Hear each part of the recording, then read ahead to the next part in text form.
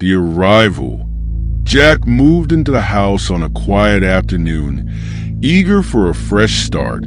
The moment he stepped inside, a strange stillness settled over him. The house wasn't just silent. It was too silent, as though it held its breath, waiting for something.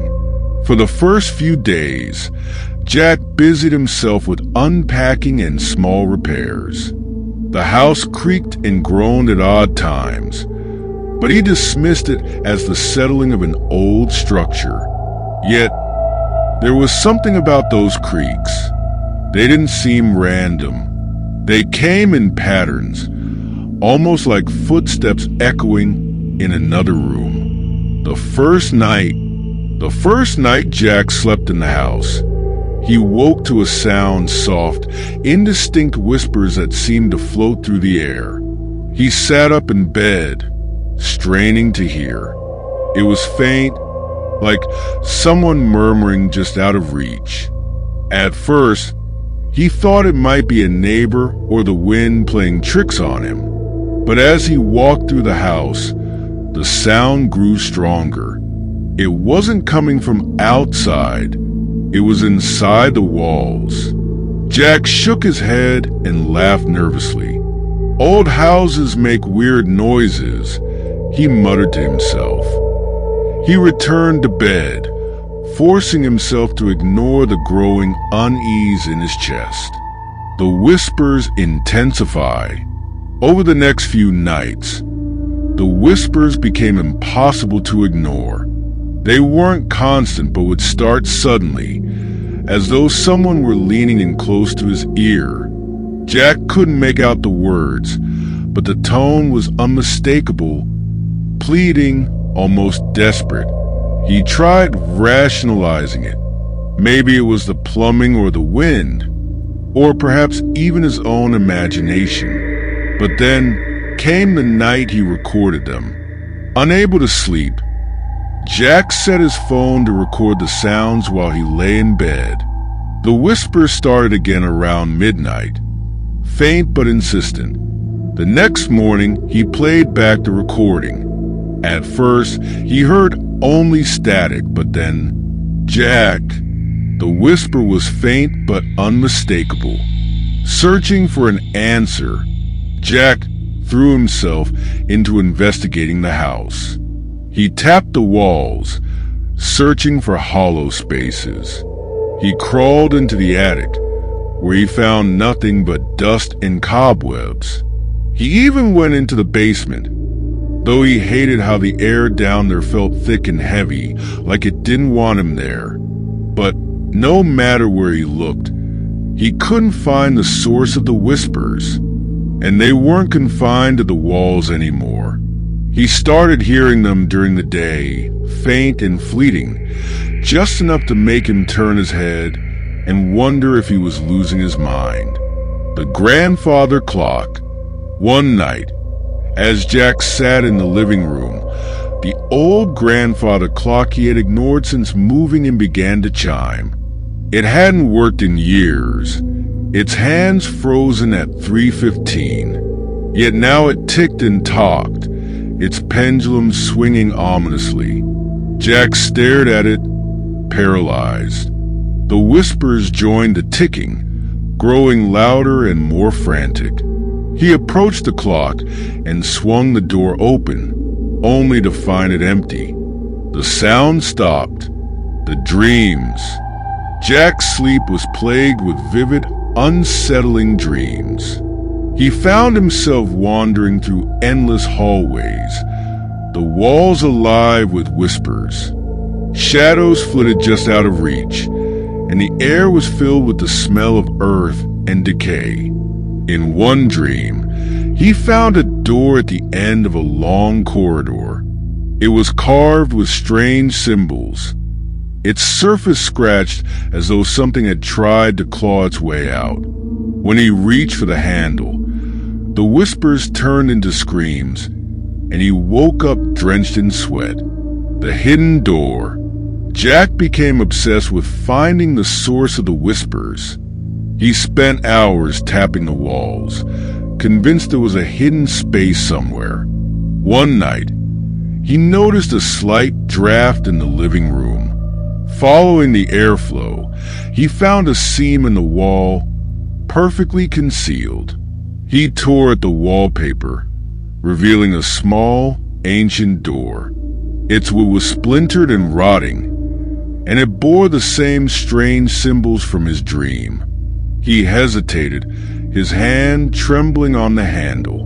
When he finally opened it, a set of narrow stairs descended into darkness. The air that rose to greet him was cold and foul, carrying with it the unmistakable scent of death.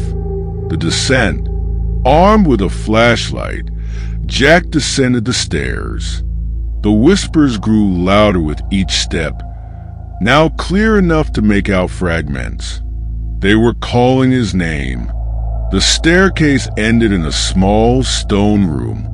The walls were covered in carvings that seemed to writhe and shift under the flashlight's beam. At the center of the room stood a crude stone altar, dark stains marking its surface. Jack's flashlight flickered, and for a moment, the room plunged into darkness. When the light returned, he wasn't alone. The encounter. Figures stood in the shadows, their forms indistinct but unmistakably human. Their eyes glowed faintly, and their mouths moved, though no sound came out. Jack backed away, his breath coming in shallow gasps. The whispers turned into a deafening chorus, filling the room with a cacophony of voices. Jack dropped the flashlight and ran, his feet barely finding the stairs as the figures moved closer. He slammed the hidden door shut and pushed a bookshelf in front of it, his chest heaving. But the whispers didn't stop. They were in the walls, the ceiling, the floor, surrounding him completely. The final night, Jack tried to leave the house, but every time he stepped outside, the world seemed wrong. The sky was too dark, the air too still. It was as if the house wouldn't let him go. That night, the whispers reached their peak. They no longer begged, they commanded. Jack woke to find himself standing in front of the hidden door, his hands bloodied from scratching at it. The door swung open on its own, revealing the figures from before. They stepped into the light, their forms now clear. They were grotesque, twisted versions of people, their faces frozen in expressions of agony. The last thing Jack saw was their outstretched hands. Epilogue. The house stood silent once more, its whispers dormant, waiting for the next occupant. The for sale sign reappeared on the lawn, swaying gently in the wind. The beginning. It was supposed to be a routine trip. Mia had driven the same stretch of highway countless times, a long, desolate road cutting through the heart of nowhere. The drive was always lonely, flanked by endless fields on either side, but this time something felt off. The first sign of trouble was a detour. Bright orange signs directed her off the familiar highway onto a narrow, poorly lit road she'd never noticed before. She hesitated but saw no other cars and figured it was her only option. The road stretched endlessly ahead, twisting and turning as the night grew darker. The further she drove, the more oppressive the air became, as though the world was closing in around her. The stranger on the road. After what felt like hours, Mia spotted something up ahead. A man standing by the side of the road, his thumb outstretched in the universal gesture of a hitchhiker. She slowed down, her nerves prickling.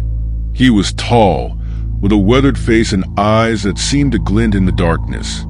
Against her better judgment, she rolled down the window slightly. "Mia, need a ride?" The man smiled, a wide, unsettling grin, and nodded. Without saying a word, he climbed into the passenger seat. "Mia, so, where are you headed?" "Stranger, just down the road." His voice was low and gravelly, sending a shiver down her spine. Mia nodded, focusing on the road, but she couldn't shake the feeling that the man was watching her too closely. The road that never ends.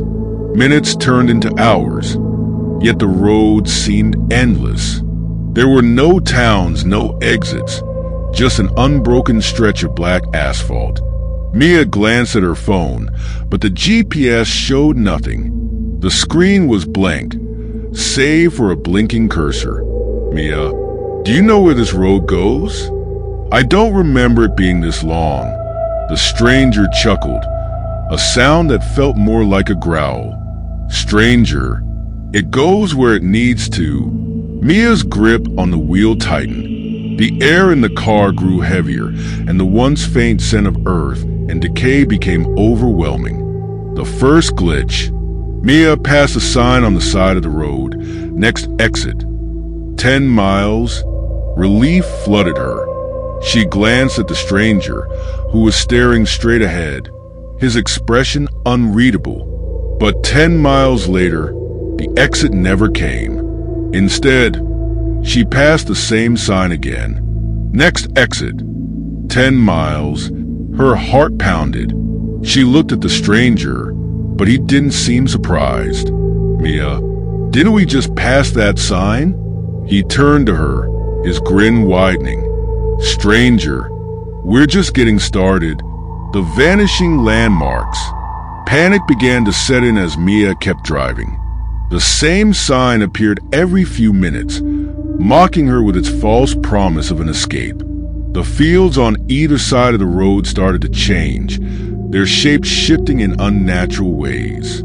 Trees loomed out of nowhere, their twisted branches clawing at the night sky.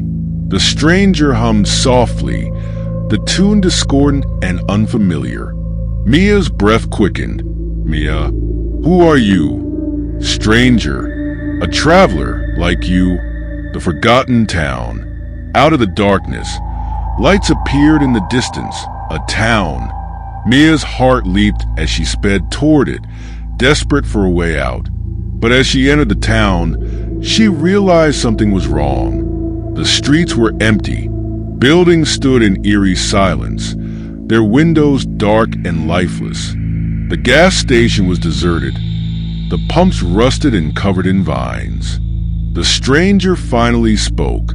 "Stranger, this is where the road brings those who don't belong." Mia slammed on the brakes, her fear boiling over. "Mia, what do you mean?" "I just took a wrong turn. This isn't." The stranger leaned closer, his face now disturbingly pale, his eyes hollow. "Stranger, no one ends up here by accident." The pursuit. Mia threw open the car door and ran into the town, her footsteps echoing through the empty streets. She looked back to see the stranger standing beside the car, watching her with an unsettling calm. As she ran, the town seemed to shift.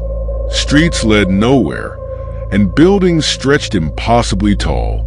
The lights flickered, casting long, distorted shadows that seemed to follow her. She heard footsteps behind her, slow and deliberate. "Mia, stay away from me." But her voice was swallowed by the silence. The revelation. Mia turned a corner and found herself back on the road, her car parked where she had left it. The stranger was gone. Shaking, she climbed back in and drove, hoping to escape whatever nightmare she had stumbled into. The road was different now. The signs were gone, and the landscape was a void. Her headlights barely illuminated the asphalt beneath her wheels. Then she saw it, a figure standing in the middle of the road. It was herself, the endless loop. Mia swerved, barely avoiding the doppelganger. She looked in the rear-view mirror, but the figure was gone. Her phone lit up suddenly, displaying a single message. "Turn around Terrified, Mia glanced at the road ahead and slammed on the brakes. The stranger was standing in her path, his smile wider than ever. "Stranger, you can't escape the road, Mia. It's part of you now." The car stalled, and the whispers began, soft at first, then rising to a deafening roar. Shadows emerged from the void, surrounding the car, their hollow faces pressing against the windows. Mia screamed as the world went dark. Epilogue. Somewhere, a bright orange sign appeared on the highway. Detour ahead. Another car approached, its driver unaware of the road they were about to take. The whispers waited, patient and hungry. Prologue. The town of Briarwood was dying. Once a bustling mining community, it had withered into obscurity after the collapse of the Silver Vein mine. Those who remained told stories about what lay beneath the earth. Stories of voices in the tunnels, strange disappearances, and shadows that moved even when no one was there. No one took these tales seriously anymore, except for Claire. Claire inherited her late uncle's house in Briarwood. She had visited as a child, but her memories were fragmented, hazy, except for one thing. She remembered the basement. Her uncle had forbidden her from going down there, his face pale whenever the subject came up. "Some places aren't meant to be disturbed," he'd said. Now, standing in front of the locked basement door, Claire wondered why. Act 1. Moving in. The house was a monument to her uncle's reclusive nature. Dust coated every surface, and the air smelled faintly of mildew. As Claire unpacked, she found odd items tucked away. Old mining equipment, faded maps, and notebooks filled with strange, incoherent ramblings. One entry caught her attention. "The shadows are watching. I can hear them at night. They whisper when the wind howls. The deeper I go, the louder they become." Claire shivered but dismissed it as the ramblings of an old man who had spent too much time alone. She had more pressing concerns: cleaning, fixing the leaky roof, and figuring out her next steps. That night, as she lay in bed, she heard it. A faint scratching sound, like nails dragging against wood. Act 2. The first encounter. The next morning, Claire found scratches on the basement door. They were deep and jagged, as though something had clawed at it from the other side. She laughed nervously. "Probably rats," she told herself, determined to investigate. Claire fetched a flashlight and pried the door open. The stairs creaked under her weight as she descended. The basement was colder than the rest of the house, the air damp and heavy. The flashlight beam revealed shelves of old tools and crates covered in cobwebs. At first glance, it seemed ordinary, but then she saw it. A narrow tunnel carved into the far wall, leading into darkness. Her uncle had never mentioned a tunnel. Act 3. Unearthing Secrets. Claire spent the next few days trying to ignore the tunnel, but curiosity gnawed at her. She started finding more of her uncle's notes, detailing his excavations. "There's something ancient down there, older than the mine, older than this town. It watches, it waits." The notes became increasingly erratic, filled with sketches of strange symbols and dark shapes. One phrase was repeated over and over: "The shadows hunger." The scratching returned that night, louder this time. It wasn't just at the basement door. It was coming from the walls. Act 4. Into the depths. Unable to resist any longer, Claire decided to explore the tunnel. She armed herself with a lantern and a crowbar, just in case. The tunnel walls were rough, lined with strange carvings that looked older than anything she'd ever seen. The deeper she went, the colder it became. The air smelled of earth and rot, and the whispers began, soft and indistinct, like the murmurs of a distant crowd. As the tunnel opened into a larger chamber, Claire froze. The walls were covered in strange symbols that seemed to pulse faintly, as though alive. In the center of the room was a pit, its edges lined with jagged rocks. From its depths came a low, rhythmic sound like breathing. Act 5! The Watchers. Claire felt a presence. No, presences. Shadows moved at the edges of her vision, darting too quickly to catch. She turned the lantern toward them, but there was nothing there. Yet, she felt them watching her, their gaze heavy and oppressive. She leaned over the pit, her curiosity overriding her fear. The whispers grew louder, forming words she couldn't understand. The air seemed to vibrate, pulling her closer. Suddenly, something moved in the darkness below, a shape massive and writhing. Claire stumbled back, dropping the lantern. The light flickered, casting long, distorted shadows that seemed to reach for her. She ran, the tunnel walls closing in around her. Act 6. The haunting begins. Back in the house, Claire slammed the basement door shut and bolted it. Her heart raced and her mind swirled with questions. What had her uncle found? What was in the pit? The next few days were a blur of paranoia.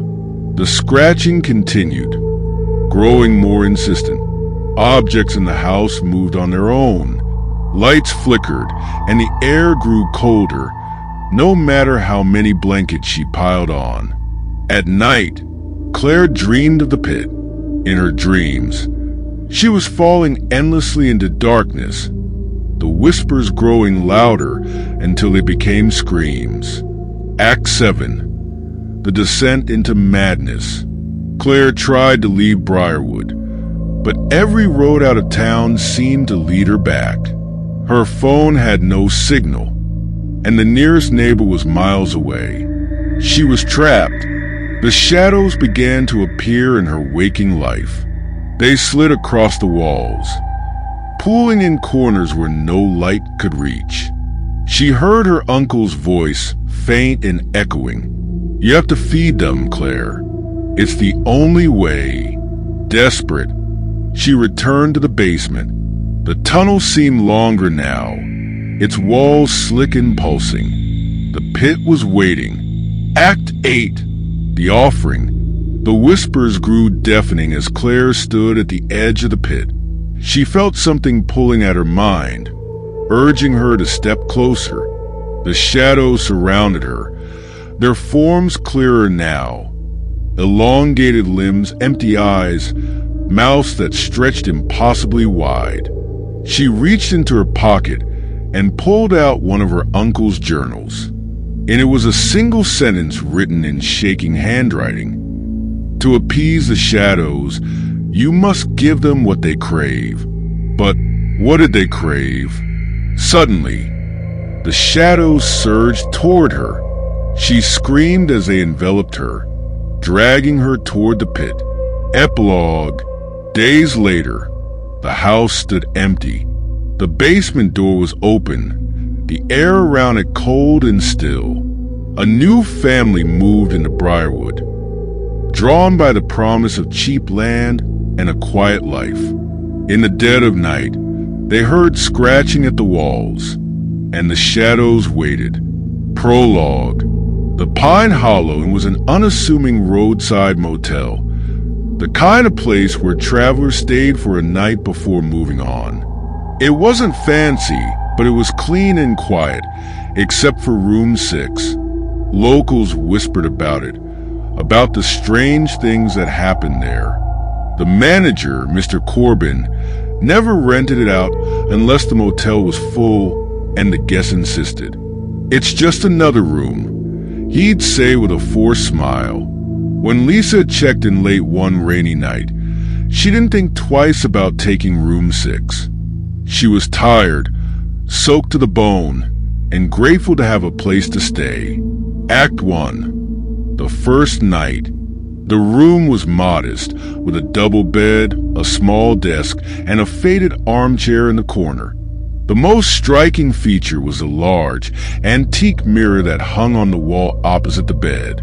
Its ornate frame was chipped and tarnished, and the glass had a slight, wavy distortion. Lisa barely noticed it as she unpacked her bag and prepared for bed. She fell asleep quickly, the sound of rain pattering against the window lulling her into a deep slumber. Around 3 a.m., she woke up abruptly. Her heart was racing, though she didn't know why. The room was silent, but something felt wrong. She glanced at the mirror and froze. The reflection didn't match the room. Act 2. The unseen presence. In the mirror, the room was slightly different. The bed was unmade. The chair was turned toward the mirror, and there was someone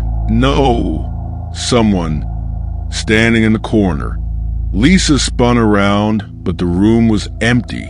When she looked back at the mirror, the figure was gone. "It's just my imagination," she whispered to herself. She lay back down, pulling the blanket tightly around her, but sleep didn't come. The next morning, Lisa told herself it was a dream. She laughed nervously as she packed her things to check out, but when she reached the front desk, Mr. Corbin frowned. "Mr. Corbin, room 6? You stayed the whole night." Lisa nodded, uneasy at his tone. "Mr. Corbin, most people ask to switch rooms before morning." Act 3. The history of room 6. Curious and unnerved, Lisa decided to stay another night. She spent the day exploring the nearby town, asking locals about the motel. They were hesitant to speak, but one old woman finally broke the silence. "Old woman, it's the mirror. Always has been. They say it belonged to the original owner, a man who didn't live a good life. He used to watch people through that mirror.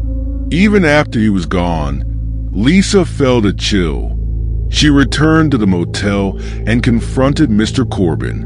"Lisa, what's with the mirror in room 6? Corbin hesitated before sighing. "Mr. Corbin, we've tried to remove it. Took it off the wall a dozen times, but every time, it's back the next day. We don't mess with it anymore." Act 4. The mirror's tricks. That night, Lisa stayed in room 6 again, determined to figure out the truth. She placed a blanket over the mirror, her heart pounding as she sat on the bed. For hours, nothing happened. But just as she began to relax, the blanket slipped off the mirror as though pulled by invisible hands. Lisa stared at the reflection. This time, the figure was clearer. A man in a dark suit, his face pale and hollow-eyed. He was standing right behind her. She turned quickly, but the room was empty. When she looked back at the mirror, the man was closer, his lips moving silently. Act 5. The whispering. The whispers started around midnight. Faint at first, they grew louder, filling the room with overlapping voices. They seemed to be coming from the mirror. Lisa approached cautiously, her pulse racing. Voice, whispering, "Help us, trapped, watch, don't look away." Suddenly, her reflection moved on its own. Her mirrored self smiled, a cruel, twisted grin that didn't match the terror on her real face. The whispers turned into laughter, echoing in her ears. Act 6. The escape attempt. Lisa grabbed her things and ran to the door, but it wouldn't budge. The lock twisted and turned, but the door refused to open. She turned back to the mirror. The man in the reflection was no longer alone. Figures crowded the glass, their faces pressed against it, their hands reaching out as though trying to break through. Voice, whispering, "Stay with us forever." The room grew colder, the air thick with the scent of decay. Lisa screamed, banging on the door, but no one came. Act 7. Into the mirror. Desperate, Lisa grabbed the chair and hurled it at the mirror. The glass shattered, sending shards flying across the room. For a moment, everything was silent, but then the shadows poured out. Dark, writhing shapes emerged from the broken glass, filling the room. They wrapped around Lisa, pulling her toward the mirror's frame. She fought, but the pull was too strong. Her screams echoed as she was dragged into the shattered glass. Epilogue. The next morning, Mr. Corbin found room 6 empty. The mirror was back on the wall, unbroken. A new traveler checked into motel that evening, tired from a long drive. Corbin handed them the key with a forced smile. "Mr. Corbin, enjoy your stay." Inside room 6, the mirror waited. Prologue. The road to Raven's Hollow was one of those winding paths that GPS often lost track of. It snaked through dense, untamed woods, where trees stretched so high their tops disappeared into the mist. Lucy hadn't planned to be driving alone at dusk, but delays in her journey had left her no choice. As the sun dipped below the horizon, she found herself surrounded by shadows and silence, save for the occasional creak of branches swaying in the wind. The deeper she drove into the forest, the more uneasy she became. A sign appeared up ahead. Its lettering faded. Blackwood Rest Stop. 2 miles. Relieved, Lucy decided to pull over and take a break. Act 1. The Rest Stop. The rest stop was eerily quiet. A small, dilapidated building stood off to the side, its windows dark and uninviting. A single vending machine hummed softly under a flickering light. Lucy stretched her legs, the cold air biting at her skin. As she walked toward the vending machine, she noticed something odd. There were faces carved into the surrounding trees. Hundreds of them. Some were crude, little more than scratches, while others were disturbingly detailed, their expressions frozen in anguish or terror. She reached out to touch one, her fingers brushing against the rough bark. Suddenly, the wind picked up, carrying with it a faint whisper. She turned, but no one was there. Act 2. The stranger. Lucy decided to head back to her car, but as she approached, she saw a figure standing by it, a man his back to her. He was tall, wearing a long coat that seemed to blend into the shadows. "Lucy, excuse me? Can I help you?" The man turned slowly. His face was obscured by the low light, but his voice was calm and unervingly polite. "Stranger, you shouldn't linger here. The forest doesn't like visitors after dark." Before she could respond, he turned and disappeared into the trees, moving unnaturally fast. Shaken, Lucy got into her car and locked the doors. Act 3. The Detour. Determined to leave, Lucy started the car and drove back onto the road. But no matter how far she drove, the scenery didn't change. The same twisted trees lined the road, their carved faces seeming to follow her. Her GPS lost signal, and her phone wouldn't load a map. A growing sense of dread gnawed at her as she passed the same faded sign she had seen earlier. Blackwood Rest Stop. 2 miles. Act 4, The Voices. Lucy's headlights flickered as she pulled over again, unsure of what else to do.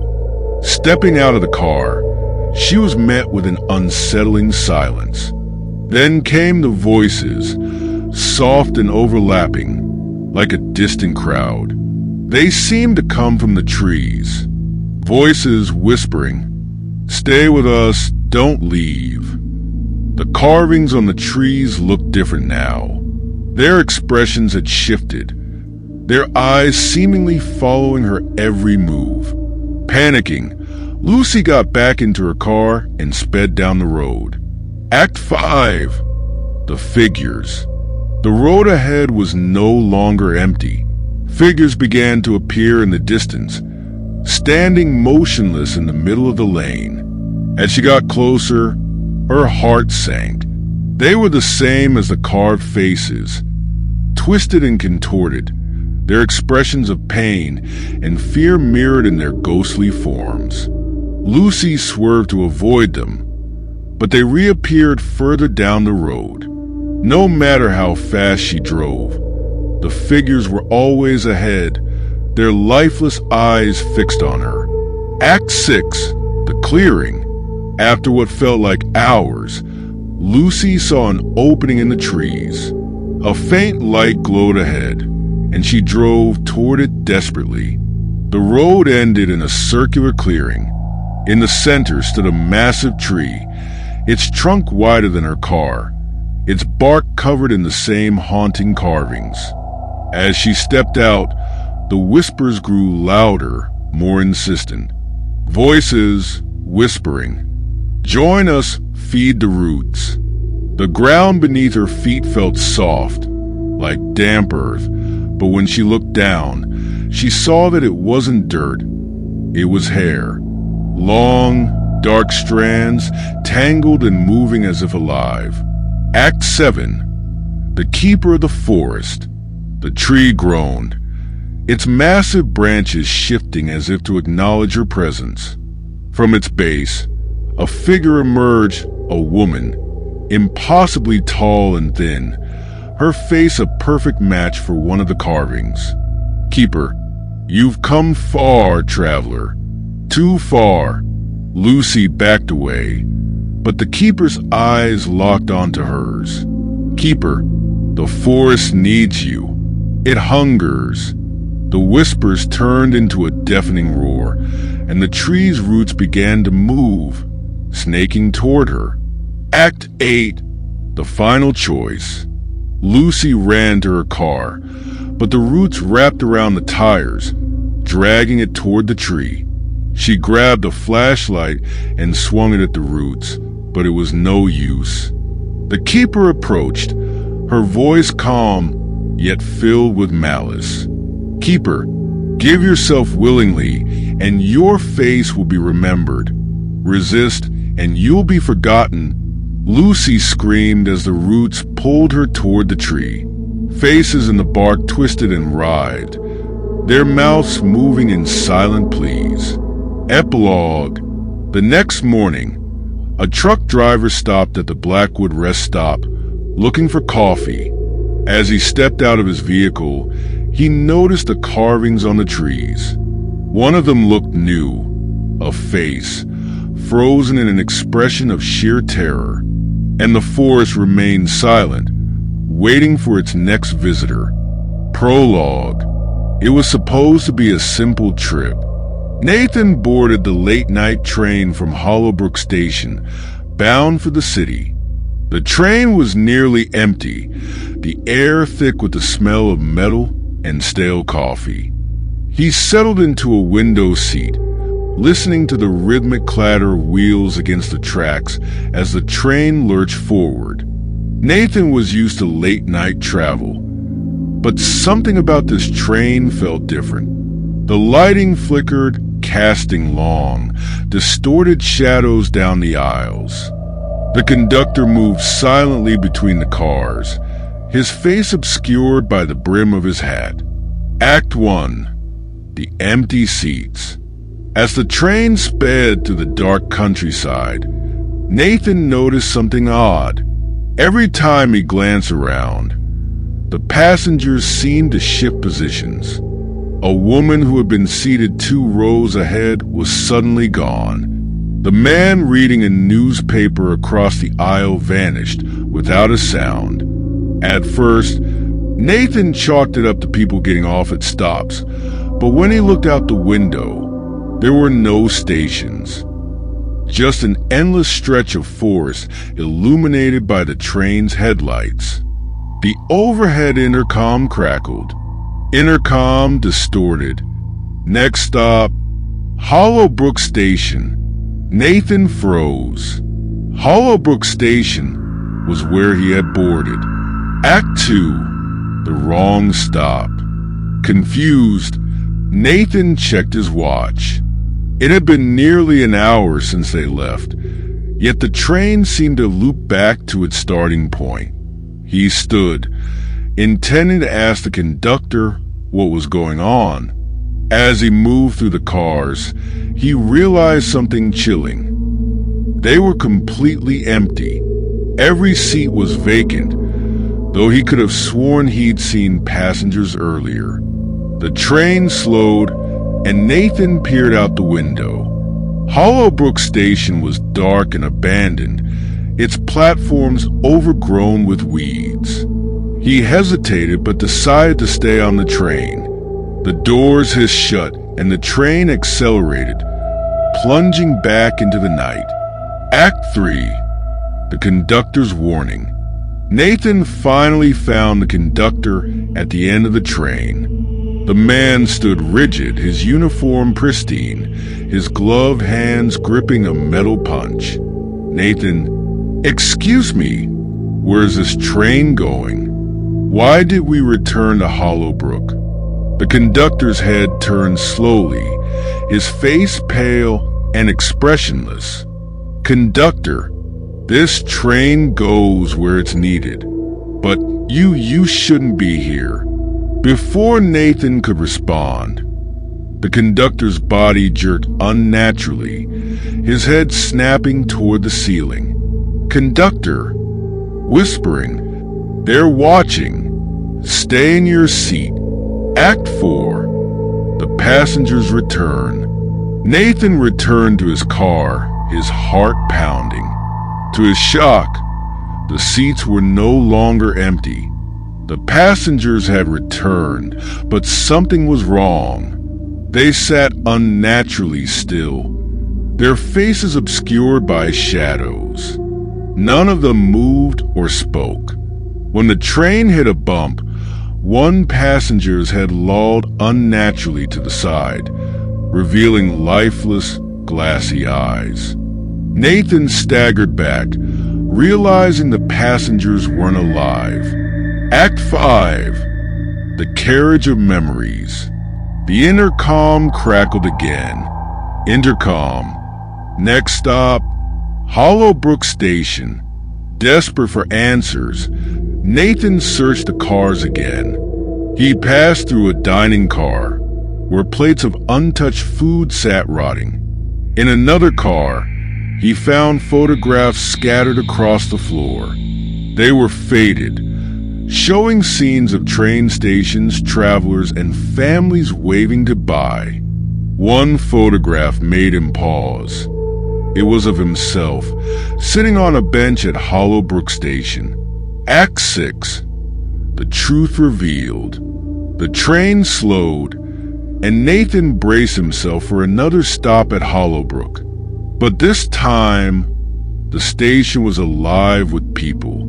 He saw himself again, boarding the train, waving goodbye to someone. The realization hit him like a punch to the gut. He wasn't just a passenger. He was part of the train story. The conductor appeared behind him, his voice low. "Conductor, everyone has their turn. You boarded, and now you remain. This train doesn't end, Nathan. It only collects." Act 7, the final journey. The train plunged into darkness, and the passengers turned to face him. Their hollow eyes glowed faintly.